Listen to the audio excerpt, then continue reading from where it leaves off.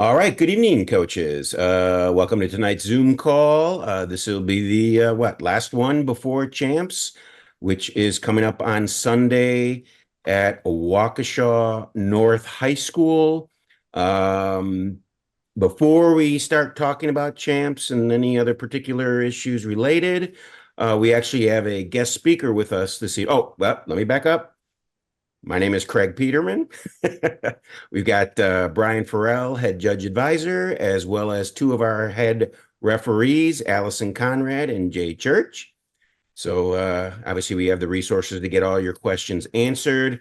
Recall this Zoom call is being recorded and will be posted on our YouTube channel within a couple days. Jay, I might ask you to, kind of expedite that process if you could, because we do get a lot of views and, there may be some coaches headed to champs that want to know what we talked about. We'll get it So tonight. we'll get that up as soon as humanly possible. All right. So before getting into the discussion of the championship coming up, we have a guest speaker, Kennedy Garbers. And those of you who recall at the regionals and the sectionals, we did have a QR code to take you to a survey. We at least did our best to promote it, got quite a few responses. And this is Kennedy's study. Kennedy, you are an FLL alum, is that correct? Yes, All correct. right. I marketed you that way, so I'm glad I wasn't lying. So we're going to give Kennedy some time to go over the results of how we can build out FLL in our state. So Kennedy, the floor is yours. Okay. Wait, go to this one. There you go. Can you all see the screen? Yes. Yep. Okay, so hello everybody. My name is Kennedy, and I'm just going to be presenting some information collected from the Wisconsin FLL Research Project. So to start, how do you go like this?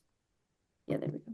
Okay, so to start, the main objective that we wanted to get out of this research study was to first understand what the current state looked like within the Wisconsin FLL. So that includes understanding what participation looks like, understanding what our demographics look like, understanding what's gone well, what we could improve on, and then what activities compete for kids when they try to end up deciding whether they want to do First Lego League or not. So, getting into the information that we collected, we know that our current state, specifically in Wisconsin, is that there's 292 total teams. 260 teams competed at different regional events, and there's 13 regionals that are held in Wisconsin. So there's 383 coaches, and we estimated around 1,400 kids that were involved in First Lego League program within Wisconsin. So we're going to go through all the research that we collected. So first, to get people to take the survey, as said before, we ended up having numerous flyers at each regional competition, and we asked the regional coordinators to present the information so that parents and kids that would fill the Google form out. And then the flyer had a QR code that led to a Google form where parents would fill out this information. So out of the 13 regional events and a number of the sectional events, we ended up getting 70 total responses, where 58 were from parents and 12 were from kids. So I'm just going to go over some of the parents' feedback that we collected first. So something that first stuck out to us was that the majority of parents that responded were from the La Crosse area and Outagamie area. So as far as parents' feedback goes, we asked what their ethnic background was, what their average household income was, and if they had an engineering background or not, and what their marital status was. And so, interestingly enough, a majority of the children were white Caucasians who had an average household income of greater than $100,000. So, from an engineering background standpoint, 66.7% of parents did not have an engineering background, and about 33% did have an engineering background. And we found that a majority of parents were also married. So, from here, if we go further into the parents' feedback, we asked what grades children were in. And from this information, you can see it's a pretty good even spread for fourth to sixth and seventh graders. And then there's a big drop in eighth graders. And so we asked how many children do the parents have participating in Wisconsin FLL, and they said basically two was at the most. So 83% had one child participating, and then 16% of the population had around two kids participating in Wisconsin FLL. And then we asked the parents how many years their child or children have participated in First Lego League, and based on the answers, it looked like after 2 years, well, really, the third year participation ended up diminishing. And so, as you can see, the same sort of trend happens with parents with two children as well. And then we asked about male and female ratios. So, as you can see, parents who had one child, 71% were male, and parents with two children, the older children was 70% of the time male, and the youngest child was 50% of the time male. So after that, we asked, do you believe your child would participate in FLL next year? So with this, we wanted to understand if there's a future for these particular kids.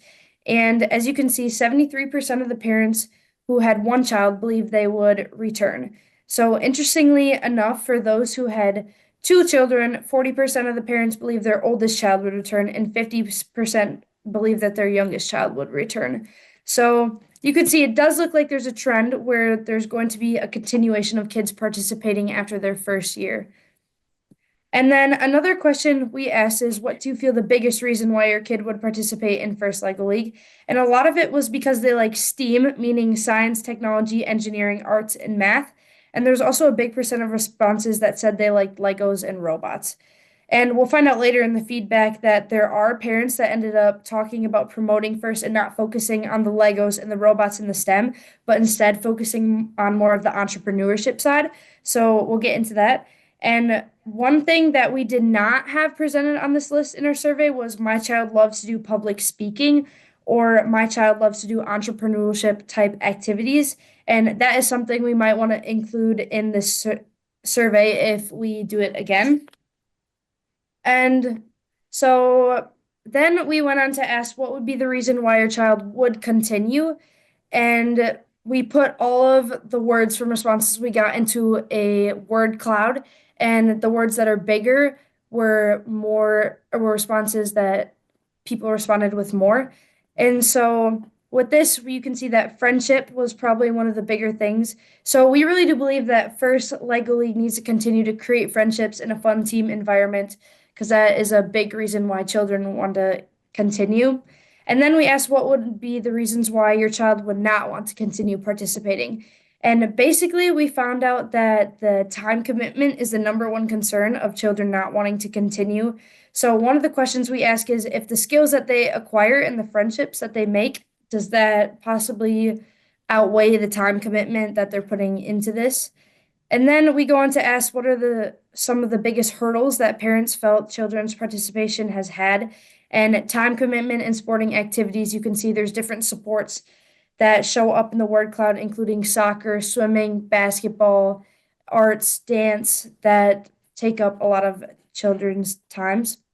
And so after this, we asked parents to add some recommendations of what they would want to recommend that could increase participation. So this is just some of the recommendations that parents had, and we're not going to go through all of these, but it's very interesting feedback. And one parent even ended up leaving a paragraph about focusing on marketing effort on promoting the entrepreneurship and public speaking as opposed to the Legos and STEM, as we talked about earlier. And he made some pretty good points about possibly having presentations be more of a Shark Tank pitch. And we thought that was a pretty interesting fact that we left. And then the second comment from a parent brought up the fact that I think there's a lot of more people that have the mistaken idea that it's just about building with Legos, but it's so much more than that, like teamwork, researching, and presentation skills. And I do think that's something that is missed. And it definitely looks like, based off the comments that were left from parents, was that we could do a better job at marketing the teamwork, the public speaking, and the presentation work that kids have to do. So that was all of the. Oh wait. Oh, and then they left more comments about just some really positive comments like you guys are doing great. We really appreciate your entire program. This is a fantastic program or enforcement to have such dedicated volunteers. And I think one thing that stands out is that when you have a good coaches, students will be very excited about it. So that was all the parents' feedback that we collected. And now we're going to focus more on the student feedback. So of the population of students that responded, there was only 12, so not very many. But as you can see, the majority of students that responded were sixth and seventh graders. So within so within our word clouds of why do you participate in First Leg League, again, they commented similar things that the parents did about creating friendships, creating a fun environment, building robotic skills, and basically the teamwork and the innovation is also things that really stood out to them. So, additionally, along with that, we asked what are reasons why you would want to continue. And again, this theme of friendships and a fun environment just kept continuing to pop up. And then we asked the reasons they would not want to continue. And a lot of people said that they didn't like the project and they believe there's other things that can make them busy other than that. So, we thought that was some interesting comments that were left. And then the next question we asked her, what are some recommendations that they have to increase participation? So they said that getting more money from their robot parts was one recommendation, and continuing to create a fun environment was another. So if you look to the right, this was some of the responses from kids to increase participation. And as you can see, they said get rid of the project, and they also said make the robot game more important in scoring.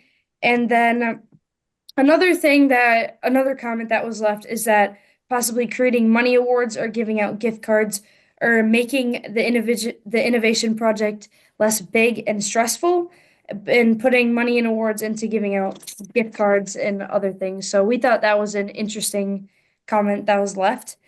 And then the last question we had was, do you plan to continue robotics? And interestingly enough, 54% believe they'd like to participate in FRC. And now that's a very small percent that plan on continuing to participate in FTC, probably because that program is just not as big and robust as First Lego League or FRC.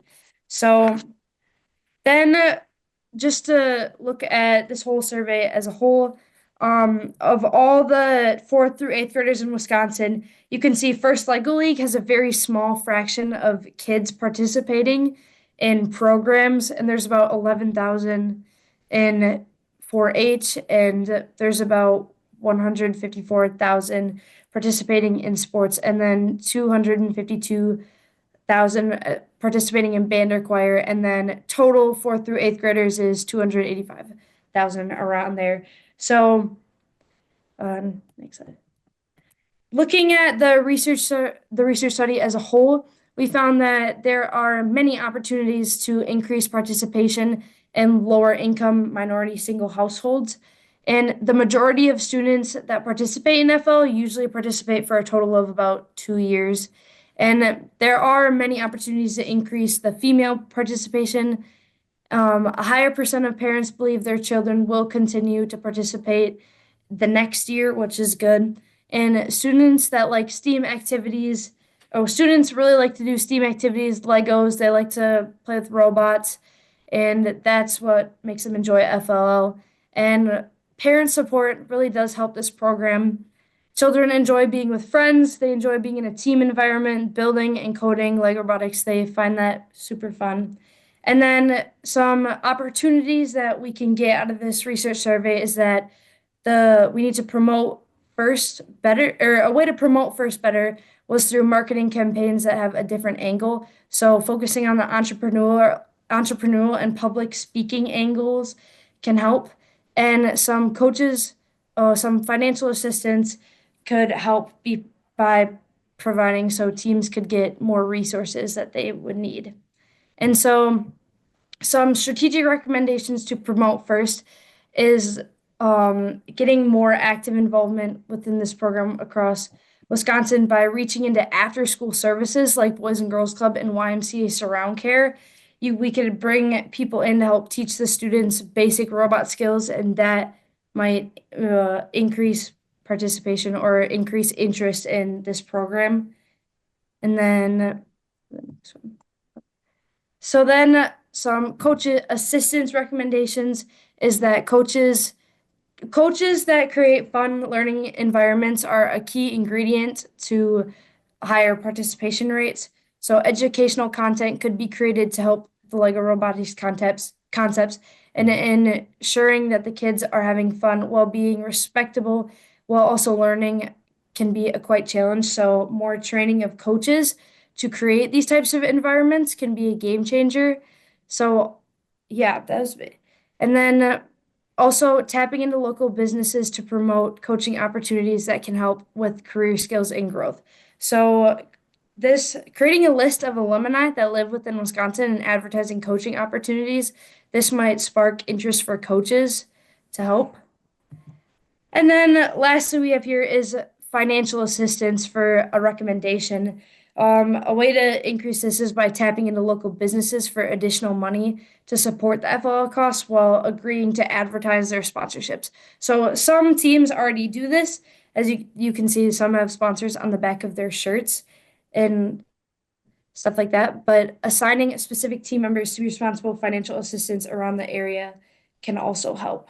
So that is what we got out of our Wisconsin FLL research study. So I hope you found this information helpful and yeah. All right.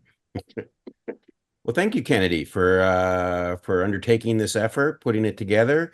Are there any questions from the coaches that are on the call? Or any feedback, observations, anything you wish to share?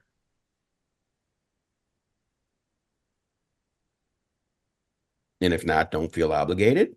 Just know, I mean, when Kennedy brought this idea to me earlier in the season, one, I thought it was a great idea to kind of at least try and get the pulse of where we are in the state.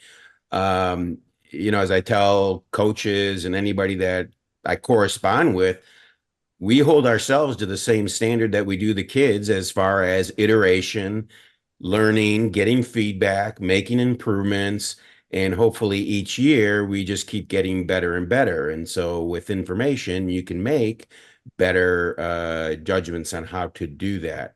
So I can tell you the Brain Trust will have a meeting shortly after the season is over, and then we'll have another meeting, you know, before the next season begins, just talking about all the changes and the feedback that we got, the changes that we want to implement for the next season.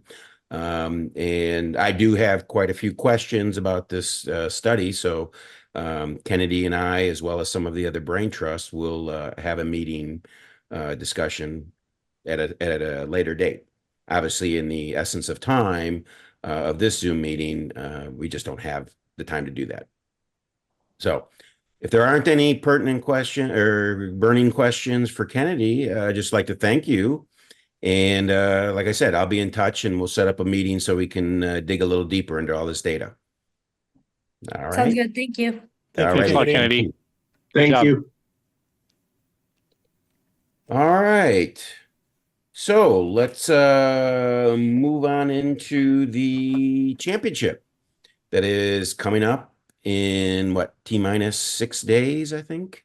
Obviously, coaches have gotten a handful of emails from me already. I try to keep it down to one per day, not including today. We have the Zoom meeting, so you'll get another one tomorrow, quite possibly with the schedule of the day.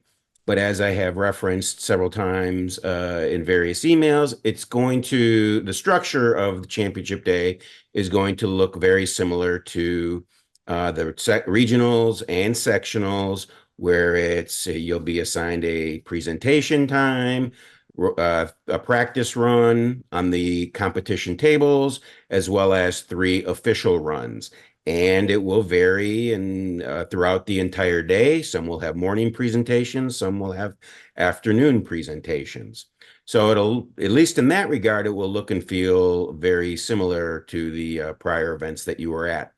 There will be, of course, some more bells and whistles, some enhancements, not to mention, of course, that the accomplishment level of the teams participating is all very high. So, you know, as it pertains to judging, my only recommendation is do your best to bring your A game, because the judges have to hold the teams to I don't want to say a higher standard, but let's just say a strict interpretation of the rubrics. Because if they give everybody, all teams threes across the board and maybe there's four here and there, we're going to have ties like you can't imagine, and we'll never get out of there because the judges will still be deliberating. So, my point is, do your best to have your kids prepared and bring their A game in front of the judges. The last email, I think it was my last email, alluded to the Alliance Challenge. And so this is a fun activity. It's a great activity that we've done the last 2 years. And in fact, I'm going to give credit where credit is due. This is courtesy of our head referees. So, Jay, if you don't mind, you want to give us the 2 minutes about the Alliance Challenge? Sure. You guys should have all received by now it should be a copy of the Alliance Challenge rules as well as your team schedule. Sorry, I was actually just kind of reading some of the rules again myself. So everything that we talk about for the Alliance, as Craig said, just please remember this has nothing to do with your day as the FLL Wisconsin State Championship. It's completely separate. That's why we run it after the tournament is over with, while we're waiting for the judges. It has nothing to do with standing. Your robot scores don't count towards anything. Sorry, just going over some of the rules here. Everything is basically the same rules as what we use for our standard game, unless it's changed in the rules that we sent you guys. The biggest thing here is that both robots do run on the table at the same time. So it is, yes, chaotic, super fun. To answer one of the questions, I know Jen is here. She was asking me something earlier, so that's what I was kind of researching earlier. All teams operate out of their own home side, Jen. So the question we had earlier was, if one of the Alliance teams runs a robot, it ends up in the other side, can they launch the other team's robot? According to the rules, each team has to launch their robot from their side. So there are numerous rules here about what happens if the robot ends up on the other side, how we handle that. So please just go over the rules there. And it's quick, it's fast, it's fun, it's chaos. Your robots will probably collide once or twice. Again, that's why we do it at the end of the day. The other thing that changes, we also do a buzzer system. So on the tables, there's a buzzer like at, the Family Feud game where you buzz in. So once you're done, like in your standard game, you would just tell the referee you're done. Well, in this game, because the scores can be so close, we also record after you guys buzz in and say that you're done. We record that time for the fastest completion of that score. As a matter of fact, I think last year our championship round we had a tie, and it went to the time from the buzzer. So that's pretty fun as well. 2 technicians from each team. And I guess we should be clear about this, sorry. The team I'm talking about is your Alliance team members, okay? So you will have 2 members from one Alliance on the green side and 2 members from that same Alliance on the red side on the table. And across from you on the other table, you'll have 2 other teams with their representatives there. I think we're doing double elimination. According to the rules, everybody gets 2 rounds. Yeah. So we're doing double elimination, so everyone will get at least 2 rounds. We did one of the years, I can't remember if it was last year or the year before, we did kind of on the fly change to 1 round for the final match or something like that because we were running out of time. But yeah, just everybody have fun with it. Don't take it too seriously. If we have to change something on the fly, we have to change it on the fly. It's not a big deal. It's just meant to have fun. So, yeah. If you guys have any questions about it, you can feel free to ask. Again, I see these rules, 1 or 2 days out of the entire year, so I definitely have to refresh myself here, but we can look up anything you guys want to look at real quick. And there is a channel or sub-channel on Yep. the Slack, in the Slack workspace, if you want to try and reach out to your alliance partner coaches. So, Yeah, I guess that should be said. I did post on the Slack channel as well. I don't remember if it was in the newsletter, but members of the Badger Bots and the representatives that you have here may or may not have other team information, and we will not share that information with anyone. So please don't ask us to give you other team information, because we will not, in accordance with the first privacy rules. So that's why we gave you guys the channel to facilitate finding your partner. And I see you guys are meeting up. I see a few teams on here. okay, so just a reminder, and reiterating, this is not an official part of the judging, scoring, robot runs. It's not part of the ranking process. It is just a fun activity to meet up with other teams, strategize to whatever extent you feel is appropriate for your team. So at the moment, yeah, well, when I sent the email out, I said, if you do not want to participate, that's fine too. So far, nobody's responded to that. So we assume that everybody will be participating in the Alliance Challenge. So the event, as I said, is at Waukesha North High School. And since Brian is more familiar with the Waukesha High School than North High School than I am, Brian, what do we need to know about the facility, or what do they need to know about the facility? That facility is pretty straightforward. You come in off of Michigan. There's a big parking lot. And there's the main entrance is right there. Going through the main entrance, we'll have a table set up for the team registration right in the entryway there, or in the whatever they call it. Once you're inside the building, and then they'll have signage getting you off to where the robot pits are, and robot matches and concessions. Again, concessions are a fundraiser, so if you could, keep that in mind. We appreciate that. If you could support the team, and then if you do have situations where you have kids that are, have maybe some special issues or situations, let us know through Craig, and we can make sure the judges are aware as well. But the structure is the same as normal tournaments.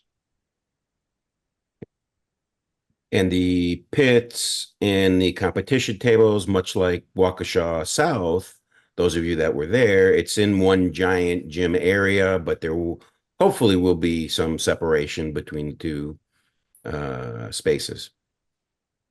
Yeah, So we're supposed to be able to put a divider up.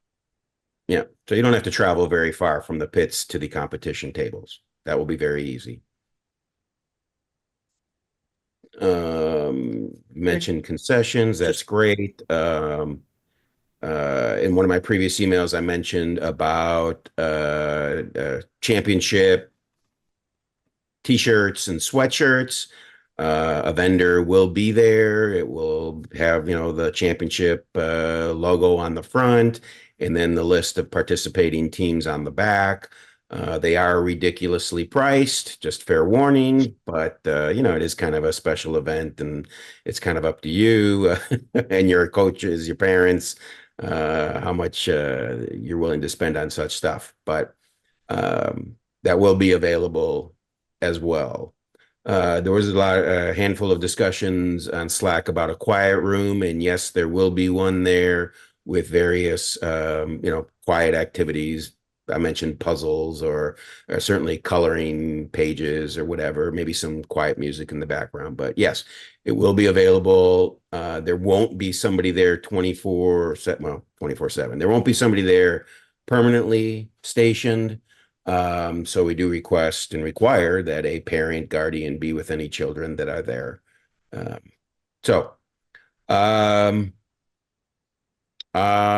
guess, I don't know. Anything else, gentlemen? Right. Yep. One thing. Just in your newsletter, I didn't hear you mention it, but the Explorer Festival for the weekend is canceled. Yeah.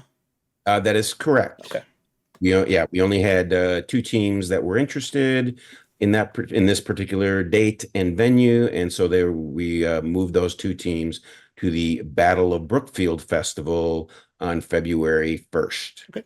Fair enough. Yep. So there will be no Explore Festival at this year's championship. Okay. Kind of a thing to remember about the quiet rooms too is, I've heard of stories of teams going into their practice or presentations and stuff. That's a non-starter. Okay, the quiet room is for somebody who needs quiet, not for you to go, work on your presentation or whatever. So it's not a general room to go practice presentations in. I know Craig did mention it on in his on the Slack channel, but I don't think we said it tonight. We do expect that a parent / coach, someone be in there with children. Right? We don't want just a child going in there and being by himself in a room. There's a question in the chat. Our kids use a lightweight cart for their presentation. We can assemble it once inside the building so the wheels are clean. But wondering if we can come into the pit areas. That I have to check with the facility on. The schools are typically very careful about their gym floors. And I don't remember what that side of the floor is like, so I have to double check that.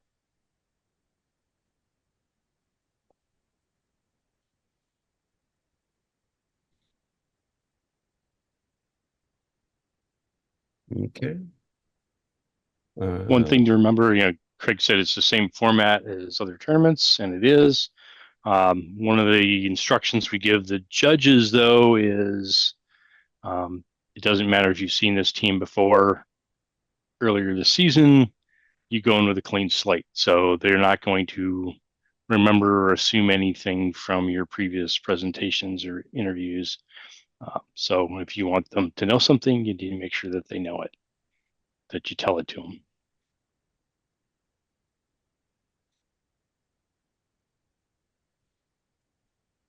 And I will emphasize again the mantra of kids doing the work.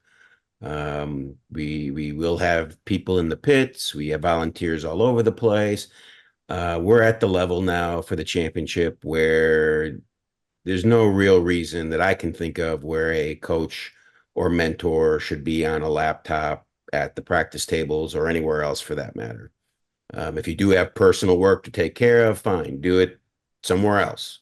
But it shouldn't be happening at the pit tables or anywhere around where kids could be, working on the robot.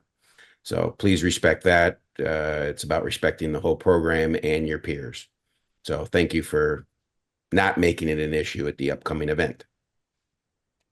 Any questions from those that are on the call?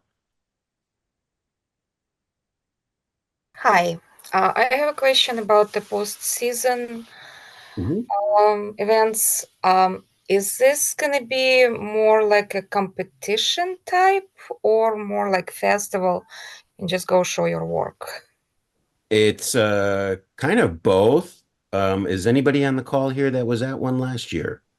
They're actually better. at Michael. explaining what Michael it was is there. than me. We went to Waffle last year. It's kind of both, as Craig said. You're going up against a lot of teams from all over the world. They have a lot of good robots. They have a lot of good presentations. It's for fun, always. You will always want to present Wisconsin as the best you can, as we would like to.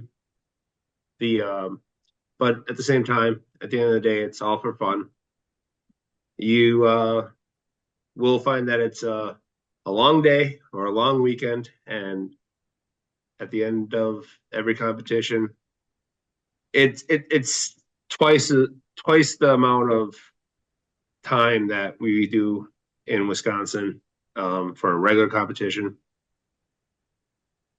But it's a lot of both. So. Okay, thank you. And I will add that the feedback that I got from coaches that travel to these events, they mix up the rules or the structure of the program. So you may have a separate project presentation from the robot presentation. They may have a challenge within the game where the kids have to figure it out within a 2-hour window. So a lot of different things can happen over 2 to, well, what, some of these are 3, 4 days. So yeah, it's wide open of what could happen. Last year when we went to Waffle, it was a big difference was there's a lot of celebration in the beginning and not a lot of work, and then all of a sudden everything was cram packed into a day, and then the celebration was at the end. So it made it fun, but as at the same time stressful as a coach. Yeah, I'll Thank you. just add we were at Worlds last year and it was also like a really great learning experience. So there's like competition and celebration, but also just seeing all the other teams and FTC and FRC. So it was a really big, like, this is a great opportunity to learn from all the people around you. That was a good part of it. Right. Thank you so much, guys. Some of the You're welcome. other tournaments, the postseason tournaments, you guys will find out rather quickly as well when you see their programs. If it's an international competition, you guys are probably going to notice fairly quickly that the age limits and stuff are different for some of the other areas. Places outside of the U.S. and Canada, I believe they're cut off as 18 years old instead of 16. So depending on how long 16 instead of 14. Yes. sorry. So depending on how far they are into the season, depending on what their criteria is, you can have some kids that are fairly older than ours. If you have a young team going to an international competition, going up against 18-year-olds, and you do really good, it makes you feel really, really, really good. Sorry, I'll say that. I did say 18. Yeah, you're right. Sorry. Of course, it's 16 instead of 16 internationally, 14 in U.S. and Canada. But that does, like I said, it does fluctuate. So generally, the accepted rule has been if a child is 14 on January 1 of the year of competition, they can compete in the competition. So hypothetically, if a kid turns 15 on January 2, they can be 16, or if they're 16 on January 1, international team, they could be 18 at time of competition. So that's what I was kind of thinking about there. Mm-hmm. So anyway, just remember the gist of it is don't be surprised if you see kids that are a bit older than your kids. Our kids do just fine. U.S. kids represent just fine in international competition. It's not a big thing. So Some of the international kids have a beard, just not as good as Jay's. amen. Yeah. Well, as a region, we must be doing something right, because 2 years ago we had 5 bids. Last year we had 6 bids, and now we've got 9. Yeah. So good. the teams that we've been sending have been representing Wisconsin very well, and we expect that to continue. So that's roughly what a third of teams will get invitations to travel this. That is Pretty correct. much. That Good. is correct. Yeah. Florida is a new one. So that the fact that we got 1 bid speaks pretty well for Wisconsin, relatively. Any other questions, guys, about anything? Standard reminder, the teams that advance will be based on champions rank. Oh, yeah. Okay. You can get a award and not be asked to, if you want to go on. And you can, not win an award and get asked to go on. So just like normal advancements. It does include robot performance. Yeah, I guess we should also mention that. Yeah, like Brian is saying that advancements are based on champions ranking. Every tournament, every single tournament, we get kids that still think that if they have the top score, or top 2 or 3 scores, that they're advancing to the next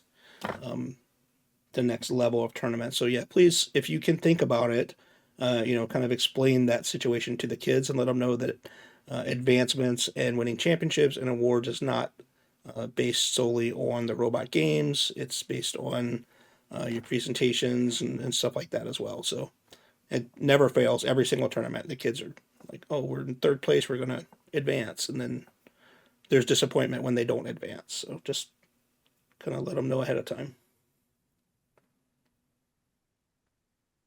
Yeah, it's been many a tough conversation with Yep. first place robot performance that didn't advance. Oh yeah. Yep. All right, guys. All right. If nothing else, then we will adjourn for the evening. Good luck to all teams that are participating in the championship on Sunday. Doors will open for teams at 7:30, and coaches meeting is at 8 o'clock, and then we'll be off and running just like a regular tournament. I Just think a we have little one bit. at 10 as well. Oh, that is correct. A second coaches meeting will be at 10 o'clock. Thank you. All right. So if that's it, good night, everybody, and we'll see many of you on Sunday. Thank you, Yeah, everybody. take care. Look forward to seeing you.